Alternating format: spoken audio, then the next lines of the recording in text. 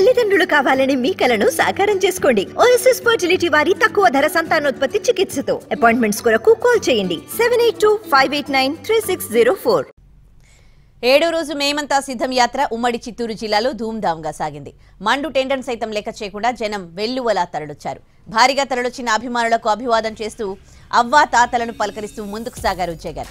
ఉదయం పుంగనూరు నియోజకవర్గం సదుం మండలం అమ్మగారిపల్లె రాత్రి బస చేసిన ప్రాంతం దగ్గర నుంచి బయలుదేరారు. ప్రజలతో సీఎం జగన్ మమేకమవుతూ సాగారు. పుంగనూరు పూతలపట్టు నియోజకవర్గాల మీదుగా సీఎం టూర్ సాగింది. కల్లూరులో ఆగి స్థానిక ప్రజలతో జగన్ ముఖాముఖి సమావేశమయ్యారు. భారీ క్రేన్లతో సీఎంకి పూలమాలలు వేసి తమ అభిమానం చాటుకున్నారు. సదుం సర్కిల్ వైఎస్ఆర్సీపీ నేతలు భారీగా స్వాగతం పలికారు. తీన్మార్ డాన్సులతో సదుం సర్కిల్ సందడిగా మారింది.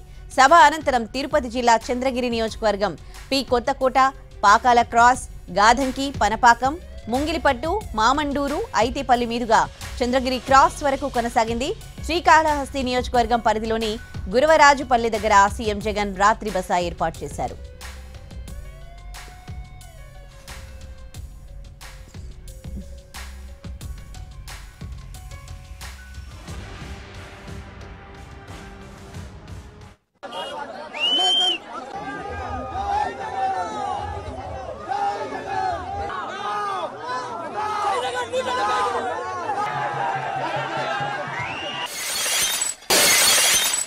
జగన్ కు చంద్రబాబు నాయుడుకు మధ్య యుద్ధం కాదు ఈ ఎన్నికలు. ఈ ఎన్నికలు ఒక హ్యాబిచువల్ అఫెండర్ అంటే ప్రజలను మోసం చేయటమే అలవాటుగా పెట్టుకున్న ఓ చంద్రబాబుకు ప్రజలకు మధ్య ఈరోజు యుద్ధం జరుగుతూ ఉంది.